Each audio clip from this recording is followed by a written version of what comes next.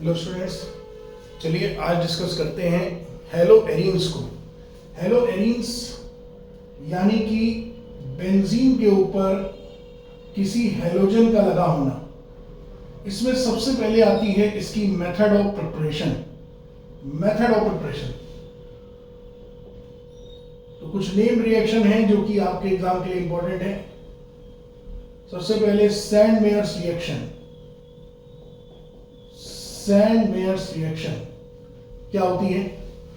जब हम लोग बेंजीन डायजोनियम क्लोराइड यानी कि N2+Cl- बेंजीन के ऊपर लगा हो, इसे कहते हैं डायजोनियम क्लोराइड। जब हम लोग बेंजीन डायजोनियम क्लोराइड को ट्रीट कराते हैं CuCl सपोर्टेड बाय HCl या CuCl2, ठीक, या CuBr supported by HBr copper bromide या CuBr2, तो उस केस में रिस्पेक्टिवली हम लोगों को क्लोरो एंड ब्रोमो बेंजीन मिलता है एज अ मेजर प्रोडक्ट। अगर CuCl से रिएक्ट कराएंगे तो क्लोरो बेंजीन मिलेगा, अगर CuBr से रिएक्ट कराएंगे तो ब्रोमो बेंजीन मिलेगा। ठीक है, तो क्लोरो बेंजीन या ब्रोमो बेंजीन मिलता है as a major product. It is Sandmeyer reaction, इतना आपको दिमाग में रखना है। ठीक है, ज्यादातर method of preparation aryl halides की या हेलो एरीन्स की ज्यादातर बेंजीन डायजोनियम क्लोराइड से ही हो जाएगी। बेंजीन डायजोनियम क्लोराइड जब CuCl सपोर्टेड बाय HCl या CuBr सपोर्टेड बाय HBr इनसे रिएक्ट करेगा तो उस केस में क्लोरोबेंजीन और ब्रोमोबेंजीन पाएंगे। ये काम आइडोबेंजीन के केस में नहीं हो पाता है, यानी इससे हम लोग आइडोबेंजीन बनाने के लिए कोई स्ट्रॉन्ग मेटल या कोई फर्स्ट ए का मेटल कह लो लेते हैं।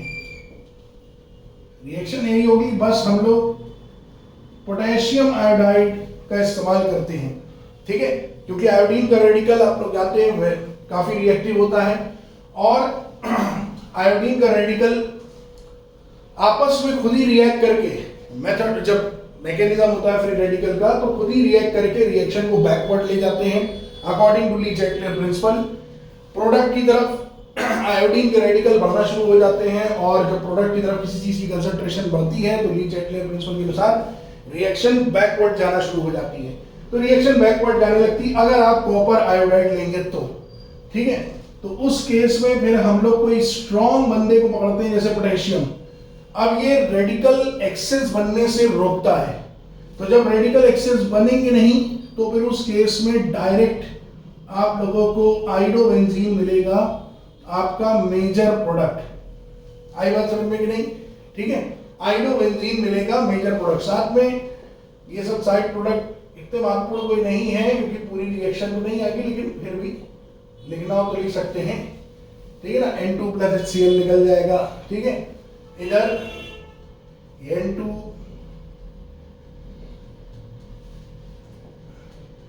प्लस HBr निकल जाएगा, ऐसे समझ गए कि नहीं?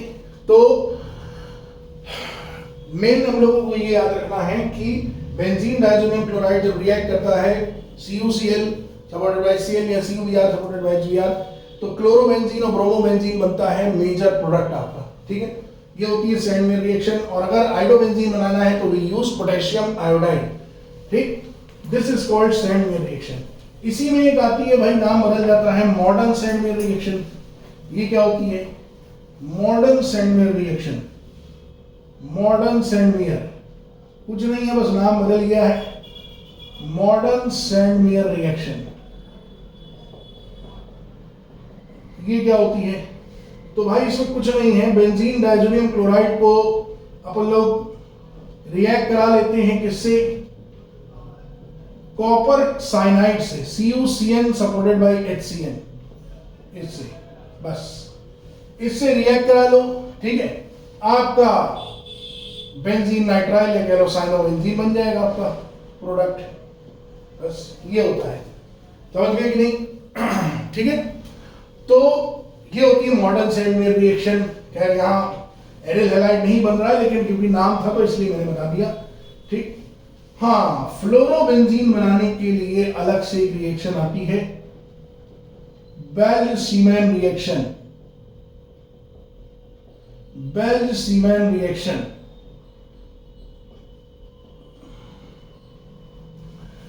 ये क्या होती है?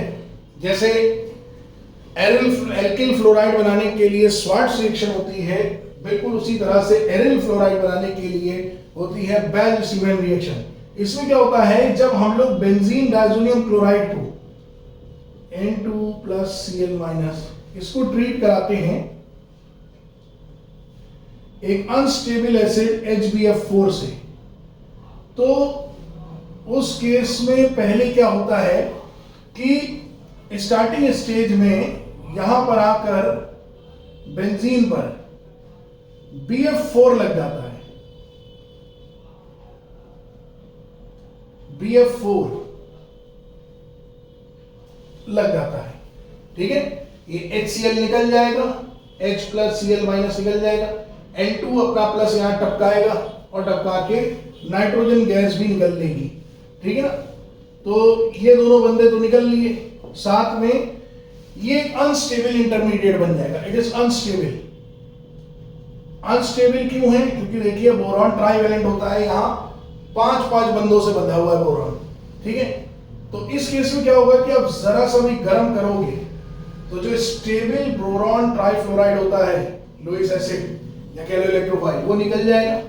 एक फ्लोरीन जो बचा वो फ्लोरीन रिंग पे लग जाएगा, यानी कुछ ऐसा प्रोडक्ट फ्लोरोबेंजीन आपको मिल जाएगा।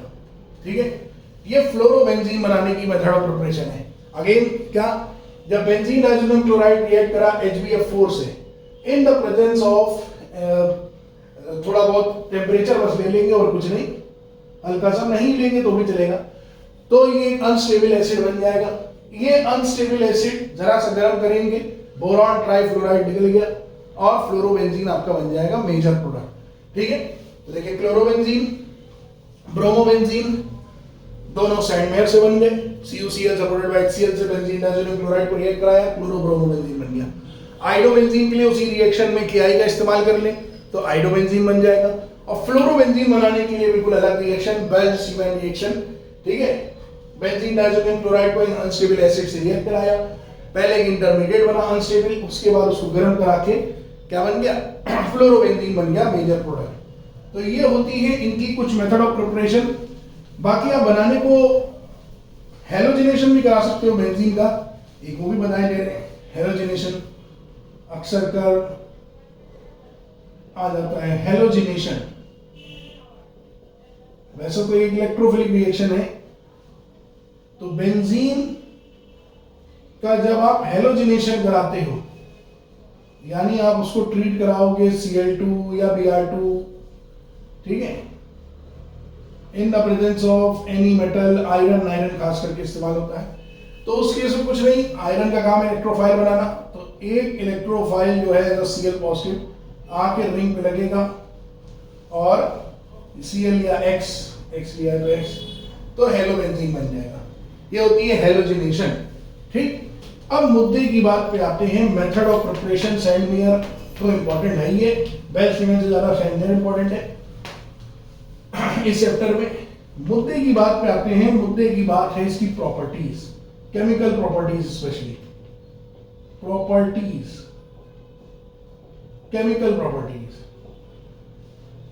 ठीक है, एक बार चेक कर लो वीडियो। हाँ, तो केमिकल प्रॉपर्टीज में सबसे पहले आती है डाउस प्रोसेस। बहुत से रास खोल की जाती है ये प्रोसेस, तो कुछ बातें डाउस प्रोसेस पे करना जरूरी है। ये एरिल क्लोराइड की या कह लो क्लोरोबेंजीन की रिएक्शंस हैं, ठीक है ना। ज्यादातर हम लोग क्लोरोबेंजीन की ही रिएक्शन जानेंगे। क्लोरोबेंजीन होने को ब्रोमोबेंजीन से भी हो जाएगी, आपकी बार जेईई में क्वेश्चन आया था ब्रोमोबेंजीन से कराया था उन्होंने, तो कोई दिक्कत नहीं है, हो जाएगा।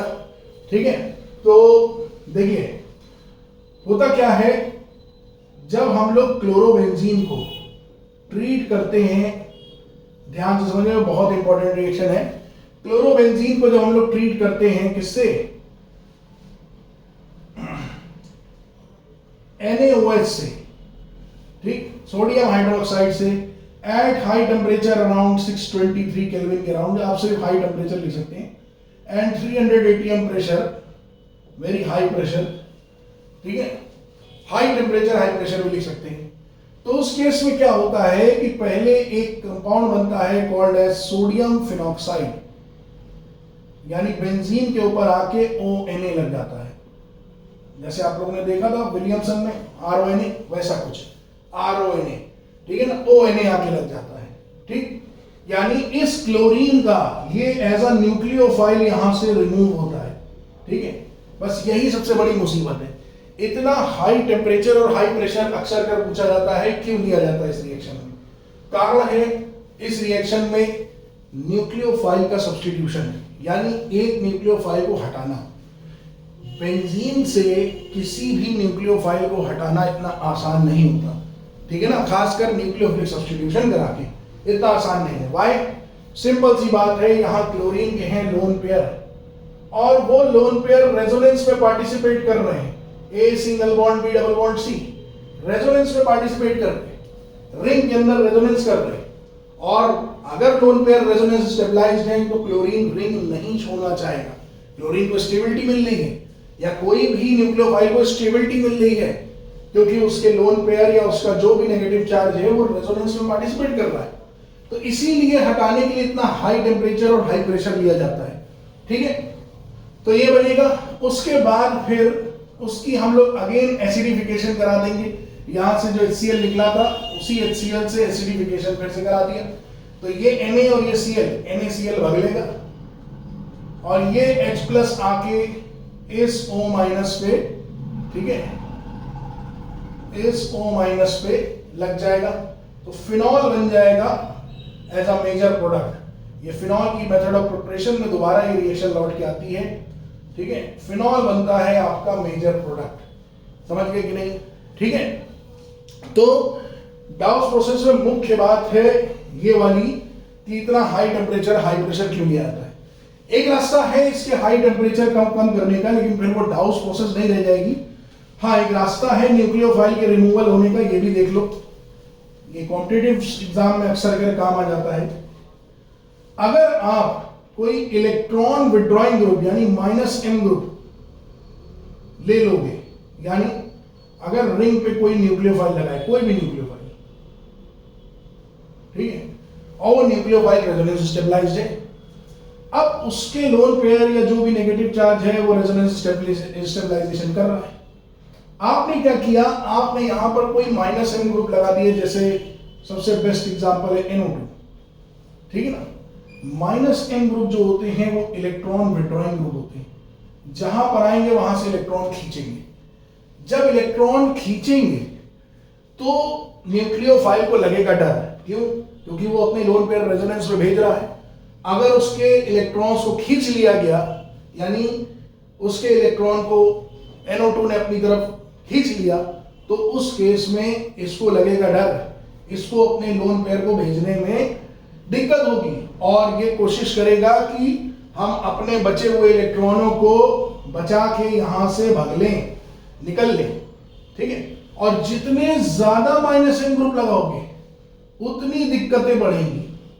जितने ज्यादा -m ग्रुप लगाओगे, आपने 3 -m ग्रुप लगा दिए ऑर्थो पैरा पे, तो ऑर्थो पैराई पे तो आते हैं ये इलेक्ट्रॉन डेंसिटी बढ़ाने, वहीं से इलेक्ट्रॉन डेंसिटी कम हो गई, ठीक है ना। इनका काम है इलेक्ट्रॉन विड्रॉइंग, तो ये इलेक्ट्रॉन विड्रॉन कर रहे हैं, ठीक है, और जब इलेक्ट्रॉन खींचेंगे तो न्यूक्लियोफाइल डर के मारे भागेगा, ठीक है ना। तो ये एक आसान रास्ता है न्यूक्लियोफाइल को निकालने का, ठीक है, और इससे एसिडिक कैरेक्टर भी बढ़ेगा। न्यूक्लियोफाइल जितनी जल्दी निकलेगा एसिडिक कैरेक्टर भी बढ़ता है इससे, ठीक है। वो कैसे, वो सब बात की हैं, ठीक है। तो इतना ध्यान रखिए, -m ग्रुप जो है वो न्यूक्लियोफाइल को आसानी से निकलवा सकते हैं। जितने ज्यादा -m ग्रुप होंगे, न्यूक्लियोफाइल का रिमूवल उतनी आराम से हो जाएगा, कोई प्रॉब्लम नहीं होगी, समझ गए कि नहीं। चाहे क्लोरीन हो, चाहे यहाँ पे OH लगा हो, कोई भी ग्रुप लगा हो, समझ गए।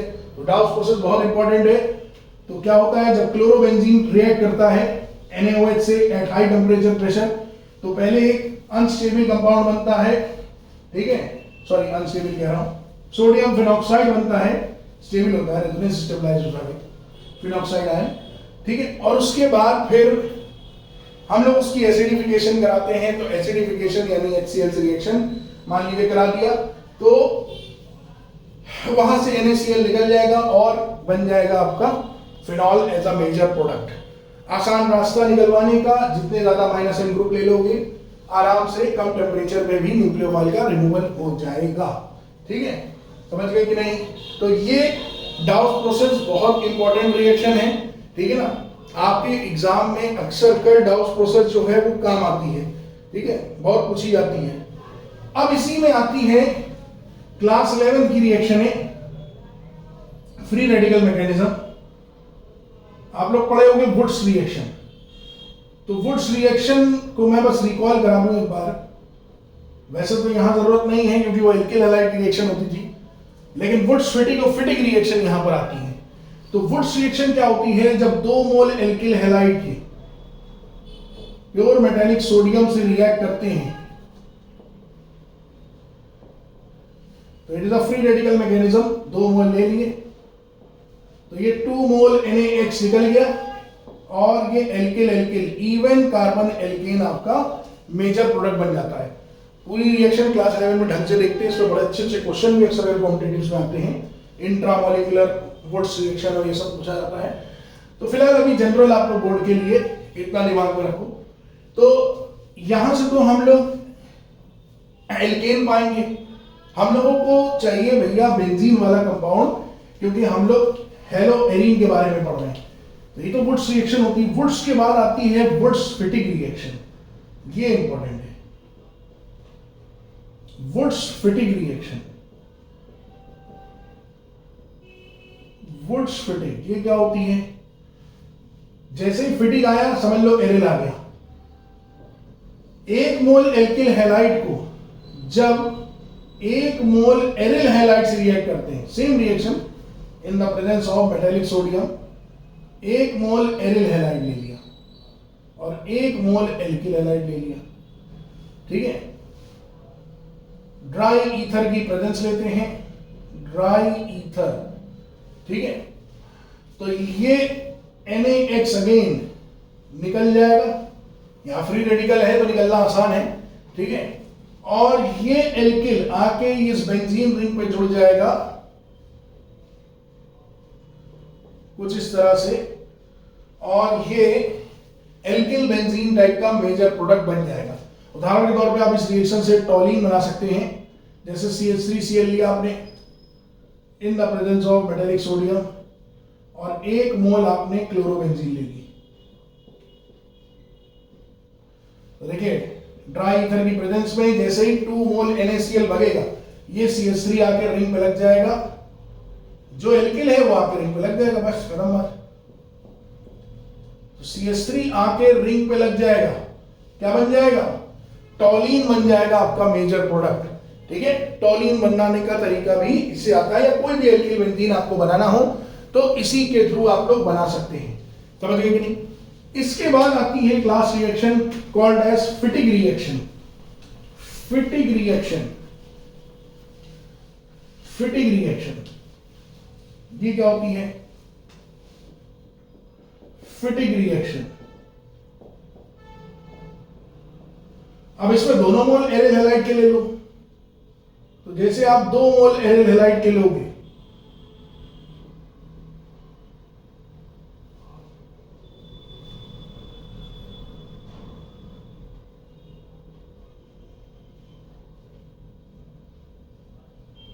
ऐसे, तो ये अगेन 2 मोल्स ऑफ NaH निकल जाएगा भाई ड्राई ईथर की प्रेजेंस में। सेम रिएक्शन है, बस एरिल एरिल लेना है, ठीक है ना। दोनों मोल एल्किल हैलाइड के लोगे तो वुड्स रिएक्शन, एक एल्किल एक एरिल हैलाइड वुड्स फिटिक, दोनों एरिल हैलाइड फिटिक रिएक्शन। जैसे फिटिक आता जाए एरिल बढ़ता जाएगा, ठीक है, एरिल हैलाइड लो। तो इससे हम लोग अक्सर कर ये कन्वर्जन में पूछ ली जाती है रिएक्शन बोर्ड एग्जाम में, इससे हम लोग बाइफेनिल या डाइफेनिल टाइप का प्रोडक्ट पाते हैं, तो दोनों बेंजीन रिंग को जोड़ दो, आपका आंसर आ जाएगा, बाइफेनिल टाइप का प्रोडक्ट बन जाएगा। ठीक है, बेंजीन को फेनिल रिंग बोलते हैं, तो बाइफेनिल टाइप का प्रोडक्ट इस रिएक्शन से बन जाएगा। ठीक है, ये सब फ्री रेडिकल मैकेनिज्म होती हैं। ठीक, इसके बाद लास्ट आता है ESR। ESR यानी electrophilic substitution reaction of chlorobenzene या हेलोबेंजीन। क्लोरोबेंजीन ही का पढ़ रहे हैं, तो क्लोरोबेंजीन। ठीक है, नंबर 1 इसमें आती है फ्रीडल क्राफ्ट रिएक्शन, बहुत इंपॉर्टेंट है, अक्सर कर आप लोगों के एग्जाम में आती है। फ्रीडल क्राफ्ट रिएक्शन ये दो तरह की होती है, एक होती है एल्काइलेशन, यानी कोई एल्किल ग्रुप आके अटैक करे, और दूसरी होती है एसाइलेशन।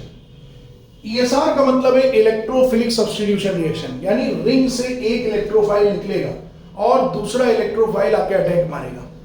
देखिए, रिंग खुद एक इलेक्ट्रॉन रिच स्पीशीज है, बिकॉज उसमें पाई इलेक्ट्रॉन्स है, तो रिंग अपने पास से इलेक्ट्रोफाइल निकालती है और इलेक्ट्रोफाइल निकाल के किसी दूसरे इलेक्ट्रोफाइल की भूख को मिटाती है।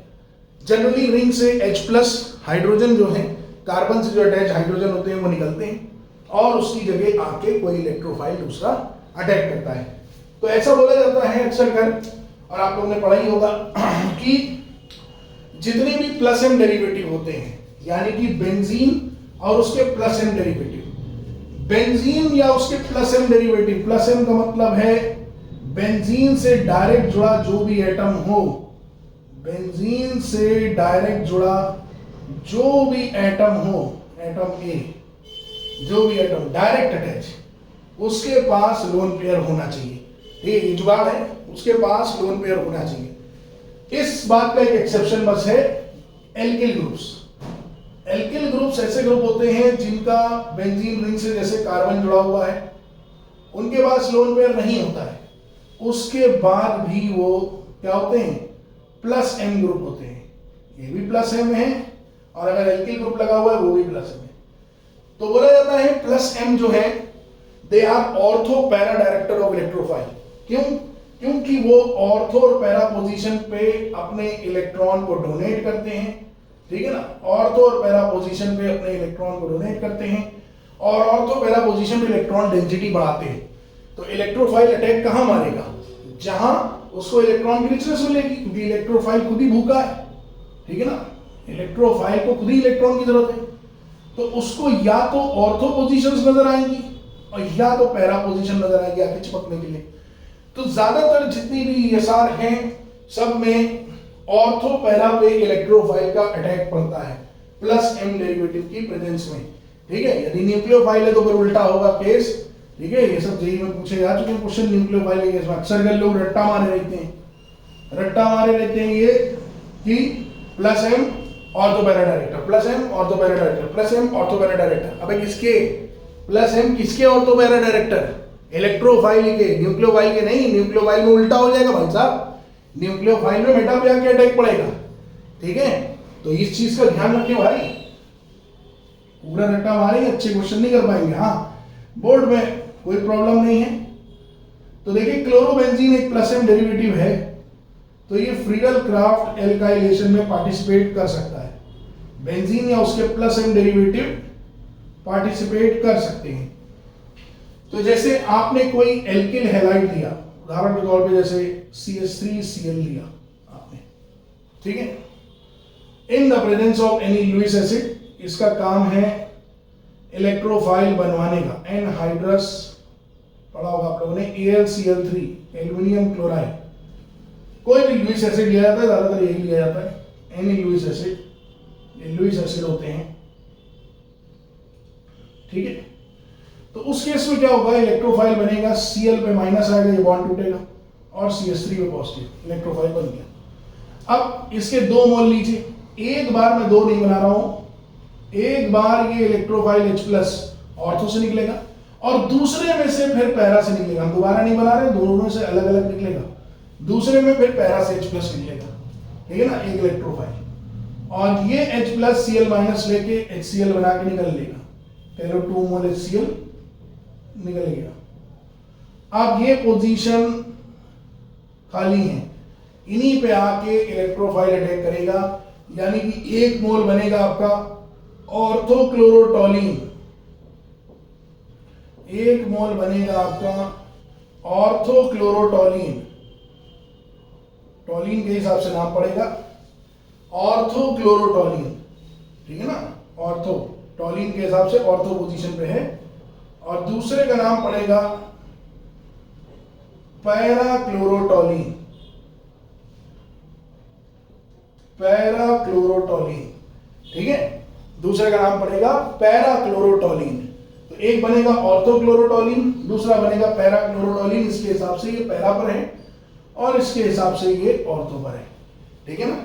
डायरेक्टर होना चाहिए कोई ना कोई ऑर्थो पैरा मेटा डिफाइन करने के लिए, ऐसे नहीं कि बेंजीन रिंग ये बनाई, ठीक है ना, ये बेंजीन बनाई। कुछ लोग ये भी कलाकारी करते हैं भाई साहब, बेंजीन बनाया कह दिया अरे यार ये ऑर्थो है, ठीक, ये मेटा है और ये पैरा है, ठीक है। कुछ लोग ये भी कलाकारी करते हैं, अबे भाई ये गलत है, ये गलत है मेरे भाई, ठीक है। तो भाई बहनों ये गलत है, गलत इसलिए, कोई डायरेक्टर कहाँ है, डायरेक्टर जो होगा, जो लीडर होगा, यानी जो सफिक्स होगा उसके हिसाब से फैसला होगा। उसके बाजू वाले दोनों ऑर्थो होते हैं, जैसे ये और ये ऑर्थो, उसके बाजू वाले मेटा और ये पैरा, पैरों पे पैरा, उसका पैर ये है, उसके चरण ये है, ठीक है, तो पैरों पे पैरा, समझ रहे हो कि नहीं, गलती मत करना भाई साहब, ठीक। कोई डायरेक्टर हो तभी ऑर्थो पैरा डिफाइन होते हैं। तो ये होती है फ्रीडल क्राफ्ट एल्काइलेशन, एक ऑर्थोक्लोरोटोलिन बनता है, एक पैराक्लोरोटोलिन। बाकी आप कोई भी इलेक्ट्रोफाइल ले सकते हो, इसमें एक से एक अच्छी रिएक्शन भी आती है, ठीक है। तो अभी हम मुद्दे की बात बता रहे हैं बोर्ड के लिए, वरना कराने को एक से एक कार्बोकेटाइन की स्टेबिलिटी है, वो बहुत रिएक्शन होती है, ठीक। हाँ, दूसरी होती है फ्रीडल क्राफ्ट एसाइलेशन, यानी किसी एसाइल हैलाइड से रिएक्ट कराना, फ्रीडल क्राफ्ट एसाइलेशन। इसमें क्या होता है, जब हम किसी क्लोरोबेंजीन को ट्रीट कराते हैं एनी एसाइल हैलाइड से, यानी कि RCOCl, अभी RCl से करा रहे थे, अब RCOCl, कोई भी एसाइल हैलाइड ज्यादातर CLE वाले लिए जाते हैं, आप Br भी ले सकते हो यहाँ पे, ठीक है। अगेन यही बॉन्ड टूटेगा, Cl ज्यादा इलेक्ट्रोनेगेटिव, उस पर माइनस, और ये बना आपका इलेक्ट्रोफाइल, इसके 2 मोल ले लो। अब यही इलेक्ट्रोफाइल एक बार जाके ऑर्थो पे लगेगा, एक बार जाके इसके पैरा पे लगेगा। तो देखिए यही इलेक्ट्रोफाइल एक बार लगा ऑर्थो पे, Cl, और इसके ऑर्थो पे, ये देखिए C डबल बॉन्ड हो, और इसके पीछे क्या लगा, CH3, ऐसे लगा दिया, ठीक। और एक बार यही इलेक्ट्रोफाइल लगेगा आपका पैरा पे, यही इलेक्ट्रोफाइल एक बार लगेगा पैरा पे, C डबल बॉन्ड O और सिंगल बॉन्ड CH3, ठीक है। अगर मैं यहां से क्लोरीन छुपाऊं, ठीक है ना, ये क्लोरीन छुपाऊं, तो इसका नाम होता है एसीटोफिनोन, ठीक है ना, कीटोन है RCOR, ठीक है ना। तो ज्यादा प्राइम ग्रुप, ज्यादा PFG यही है, ये तो प्रीफिक्स होता है, तो फिर नाम इसी के हिसाब से पड़ेगा, इसका नाम होता है एसीटोफिनोन, अगर मैं क्लोरीन छुपाऊं यहां से, ठीक है। तो इसके हिसाब से इसकी ऑर्थो पे क्या लगा हुआ है, क्लोरो, तो बोलेंगे ऑर्थोक्लोरो एसीटोफिनोन, ऑर्थोक्लोरो एसीटोफिनोन, ठीक है। और वो हो जाएगा पैराक्लोरो एसीटोफिनोन, एसीटोफिनोन, ठीक है, और वो हो जाएगा पैराक्लोरो एसीटोफिनोन, समझ रहे हैं कि नहीं, ठीक है। ये होती है फ्रीडल क्राफ्ट एसाइलेशन। इसके बाद आती है नाइट्रेशन, हेलोजनेशन मैंने बता दी थी। इसके बाद आती है नाइट्रेशन। नाइट्रेशन क्या होती है, नाइट्रेशन में भी फिनॉल के केस में तो होता है कुछ, यानी जब आप क्लोरोबेंजीन को, नाइट्रेशन मींस अब इलेक्ट्रोफाइल NO2 होगा, HNO3 नाइट्रिक एसिड से रिएक्ट कराते हैं,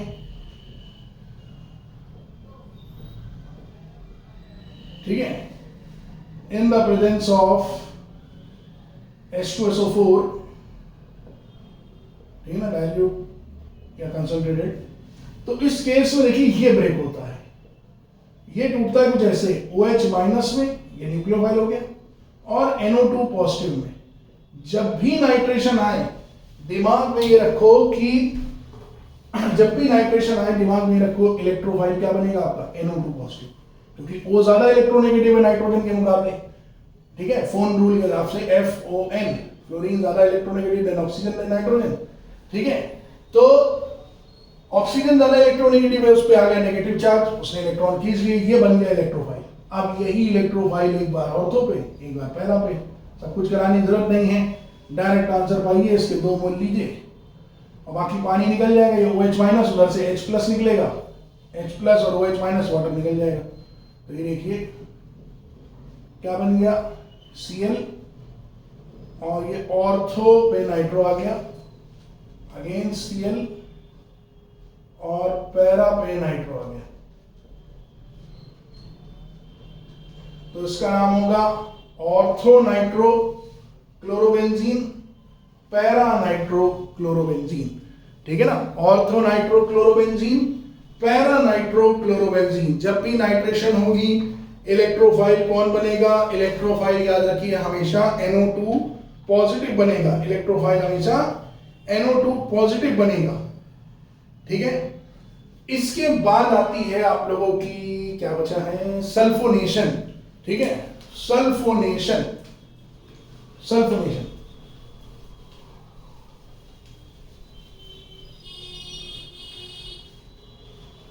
तो अगर आप सल्फोनेशन कराएंगे, सल्फोनेशन, सल्फोनेशन यानी H2SO4 से रिएक्शन, ठीक है, सिर्फ H2SO4, तो कोई भी +M डेरिवेटिव लोगे, जैसे क्लोरोबेंजीन लिया, फिनॉल के केस में भी यही होगा, H2SO4 से सिर्फ रिएक्शन कराया तो H2SO4 टूटेगा कैसे, अगेन OH माइनस अलग हो गया और SO3H पॉजिटिव सल्फोनिल ग्रुप ये अलग हो जाएगा। अब ये इलेक्ट्रोफाइल है आपका सल्फोनिल ग्रुप, इनको पकड़ा कर ये, अब ये एक बार ऑर्थो पे जुड़ेंगे, एक बार पैरा पे, 2 मोल ले लो, तो एक बार बनेगा ortho chloro benzene sulphonic acid. इसका नाम होता है बेंजीन सल्फोनिक एसिड, अगर बेंजीन पे SO3H का तो। ठीक है ना, काफी बड़ा ग्रुप होता है, कार्बोक्सिलिक एसिड का दूसरे स्थान पे नंबर आता है यूपीएससी रूल के रैंकिंग के हिसाब से। तो ऑर्थो क्लोरोबेंजीन सल्फोनिक एसिड नाम इसी के ऊपर जाएगा। और दूसरा वाला para chlorobenzene sulphonic acid, para chlorobenzene sulphonic acid SO3H। ठीक, इसी के साथ ये चैप्टर आपका फिनिश हुआ। ठीक है, तो हेलो एल्केन, हेलो एरीन, जितनी इंपॉर्टेंट रिएक्शंस है सब बता दी। अगर आपको इसके अलावा कोई डाउट पूछना हो तो आप उससे पूछ सकते हैं। ठीक है, any problem, any query you can ask me in the comment section, तो मैं कोशिश करूंगा इनको बताने की। अगला चैप्टर हम लोग डिस्कस करेंगे एल्कोहल फिनॉल, लेकिन उसके पहले साथ में फिजिक्स भी देखते हुए चलती है, तो एल्कोहल फिनॉल भी लेके चलेंगे और साथ में फिजिक्स का भी चैप्टर उठाएंगे जल्दी से, कूलम्स लॉ और सबके चैप्टर पे थोड़ा थोड़ा उनके फॉर्मूले और उनके कॉन्सेप्ट पे डिस्कशन करेंगे। ठीक है, तो बहुत बहुत धन्यवाद, अभी के लिए इतना ही। ठीक है, तो हेलो एल्केन, हेलो एरीन आप लोगों का फिनिश होता है।